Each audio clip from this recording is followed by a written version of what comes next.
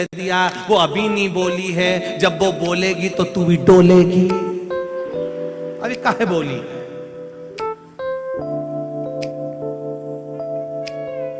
पति पत्नी में झगड़ा हो रहा है, अदालत में बात चल रही है। मेरा बेटी के माँ बाप से और बेटों के माँ बाप से निवेदन है, थोड़ी देर समझाना अपनी बेटी को, कहना तू ज्यादा पढ़ गई है, तू बड़ी नौकरी कर रही है, सर्विस कर रही है, तेरी एजुकेशन अच्छे कॉलेज में हुई है, हम जानते हैं तू उस लेवल की है, लड़का हो सकता है तेरे लेवल पर नहीं हो, पर बेटा मान लो तलाक होने के बाद हम दूसरी शादी करें और वो भी ऐसे ही निकल जाए तो क्या गारंटी है? इसलिए बेटा एक बार फिर सोच ले, कोई बात नहीं, थोड़ा समझने में देरी लगेगी बेटा, 2-4 साल रुको, आराम से उसको एडजस्ट करो, लड़के को भी समझाओ बेटा बेटी ऐसी नहीं हो सकती, हम शादी के पहले उससे मिले, वो लड़की ऐसी नहीं हो सकता है किसी के शिकायत में आ रही हो सकता है उसको ज्यादा बोलने की आदत हो सकता है वो अकेली रही है इसलिए एडजस्टमेंट सबके साथ नहीं कर पा रही है। बेटा थोड़ा समझो, थोड़ा धीर बांधो,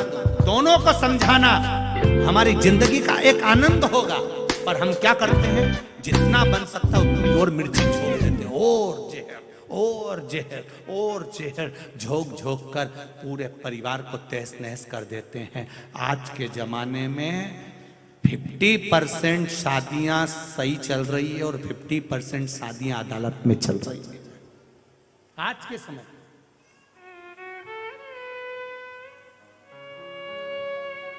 हम समझाना भूल गए, हम अब समझाना नहीं चाहते। नंदी समझाना चाह रहा था, भोलेनाथ जी नहीं समझे तो नंदी ने चाल चलना पड़ा। कभी कभी माँ बाप को चाल चल देना चाहिए। एक लड़की, डॉक्टर की बेटी, अपने पति के साथ सही से नहीं रह पा रही थी तो उसने अपने पापा से कह दिया, पापा मैं अपनी सास के साथ नहीं रह सकती, वो बहुत गंदी है, बहुत आड़ा टेढ़ा बोलती है, मैं उसके साथ नहीं रह सकती। पापा या तो मुझे जहर दे दो या मेरी सास को जहर दे दो। पिताजी ने देखा कि बेटी को बहुत क्रोध आ गया है। पिताजी ने कहा, बेटा 3 महीने की पुड़िया बनाकर दूंगा, एक एक पुड़िया सास की चाय में मिलाकर पिलाते जाना, तुझे मारने की जरूरत नहीं पड़ेगी। एकदम जहर दे देंगे तो सास मर जाएगी, नाम अपना खराब हो जाएगा। पुड़िया डालना चाय के अंदर, धीरे धीरे स्लो पाइजन चलता रहेगा। पर एक बात याद रखना बेटा, 3 महीने में सास मर जाएगी, पर तू 3 महीने सास की अच्छे से सेवा, बस 3 महीने तो करना है, कर दूंगी, कैसे भी एडजस्ट करूंगी, वो कितना ही बोलेगी मैं नहीं बोलूंगी। 3 महीने तुम पुड़िया दे दो। बेटी को 3 महीने की पुड़िया बनाकर दे दी, चाय में मिलाती, सास को देती। सास कुछ भी कहती, वो कुछ जवाब नहीं देती, अच्छे से रहती। सास को भी लगा जब से मायके से आई है थोड़ा बदल गई है। सास ने भी बोलना बंद कर दिया। 1.5 महीना निकल गया। सास ने कहा, बेटा त्योहार आ रहा है, चल मैं तुझे बाजार ले चलूं। सास उसको बाजार ले गई, साड़ी दिलाई, रकम दिलाई, पाँव की चप्पल दिलाई, सब दिलाकर लेकर आई। सास और बहू में धीरे धीरे प्रेम बढ़ने लगा। 15 दिन की दवाई और रह गई थी कि बहू दौड़कर अपने मायके पहुंच गई। पापा कुछ भी करो पर मेरी सास को मरने मत देना, मेरी सास जैसी कोई सास नहीं। पिता ने कहा, बेटी मैंने उसको मरने के लिए कोई दवाई नहीं दी, मैंने तो केवल तुम दोनों का प्रेम बढ़ाने के लिए भगवान शंकर से प्रार्थना करी थी कि इनका प्रेम बढ़ जाए, बस वही ड्यूटी थी। वो प्रेम बढ़ा, हम नफरत देख रहे हैं, तुम प्रेम बढ़ा। नंदी ने प्रेम बढ़ाया। नंदी एक बड़ी मछली का रूप लेकर भीमा नदी में कूद गया। नंदी एक बड़ी मछली का रूप लेकर नदी के अंदर प्रवेश कर गया। नंदी नदी के अंदर प्रवेश करा। मछुआरे अपनी नाव लेकर जा रहे थे, जाल बिछाते थे। जो जाल मछुआरे बिछाते थे, नंदी वो मछली का रूप रखकर, बड़ी मछली का रूप रखकर पूरे जाल को काट देता था।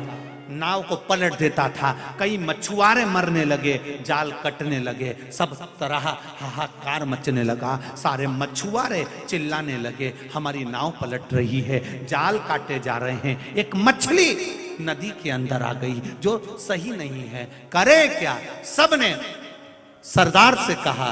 सरदार ने कहा जो उस मछली को पकड़ लेगा या उस मछली को मार देगा जो मेरे मछुआरों को परेशान कर रही है, मैं अपनी सुंदर कन्या पार्वती का विवाह उसी के साथ कर दूंगा। हम नफरत देख रहे हैं, तुम प्रेम बढ़ाओ। नंदी ने प्रेम बढ़ाया।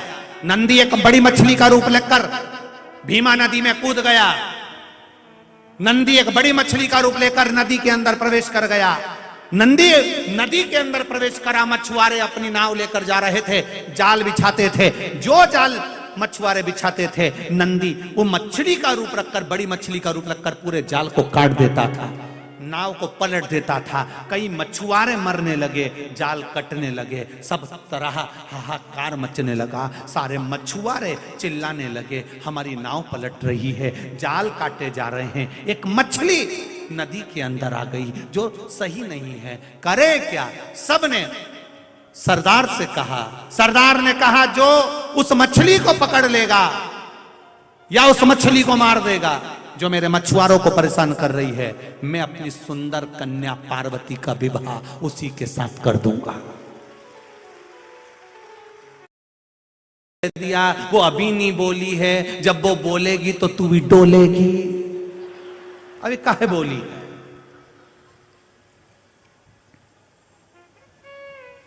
पति पत्नी में झगड़ा हो रहा है, अदालत में बात चल रही है। मेरा बेटी के माँ बाप से और बेटों के माँ बाप से निवेदन है, थोड़ी देर समझाना अपनी बेटी को। कहना तू ज्यादा पढ़ गई है, तू बड़ी नौकरी कर रही है, सर्विस कर रही है, तेरी एजुकेशन अच्छे कॉलेज में हुई है, हम जानते हैं तू उस लेवल की है।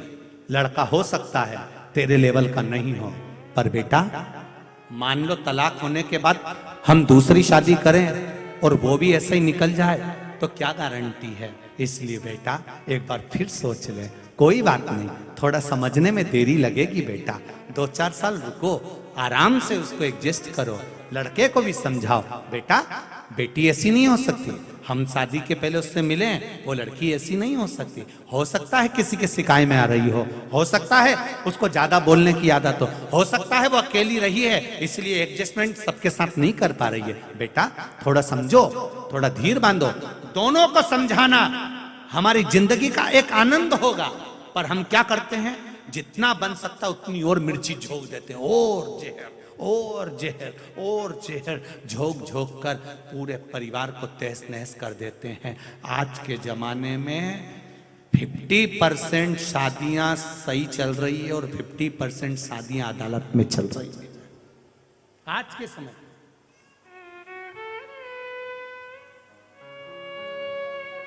हम समझाना भूल गए, हम अब समझाना नहीं चाहते। नंदी समझाना चाह रहा था, भोलेनाथ जी नहीं समझे तो नंदी ने चाल चली, नंदी ने चाल चलना पड़ा। कभी कभी माँ बाप को चाल चल देना चाहिए। एक लड़की डॉक्टर की बेटी अपने पति के साथ सही से नहीं रह पा रही थी, तो उसने अपने पापा से कह दिया, पापा मैं अपनी सास के साथ नहीं रह सकती, वो बहुत गंदी है, बहुत आड़ा टेढ़ा बोलती है, मैं उसके साथ नहीं रह सकती। पापा या तो मुझे जहर दे दो या मेरी सास को जहर दे दो। पिताजी ने देखा कि बेटी को बहुत क्रोध आ गया है। पिताजी ने कहा, बेटा 3 महीने की पुड़िया बनाकर दूंगा, एक एक पुड़िया सास की चाय में मिलाकर पिलाते जाना, तुझे मारने की जरूरत नहीं पड़ेगी। एकदम जहर दे देंगे तो सास मर जाएगी, नाम अपना खराब हो जाएगा। पुड़िया डालना चाय के अंदर, धीरे धीरे स्लो स्लो पाइजन चलता रहेगा। पर एक बात याद रखना बेटा, 3 महीने में सास मर जाएगी, पर तू 3 महीने सास की अच्छे से सेवा, बस 3 महीने तो करना है, कर दूंगी, कैसे भी एडजस्ट करूंगी, वो कितना ही बोलेगी मैं नहीं बोलूंगी। 3 महीने तुम पुड़िया दे दो। बेटी को 3 महीने की पुड़िया बनाकर दे दी। चाय में मिलाती, सास को देती। सास कुछ भी कहती, वो कुछ जवाब नहीं देती, अच्छे से रहती। सास को भी लगा जब से मायके से आई है थोड़ा बदल गई है। सास ने भी बोलना बंद कर दिया। 1.5 महीना निकल गया। सास ने कहा बेटा त्योहार आ रहा है, चल मैं तुझे बाजार ले चलूं।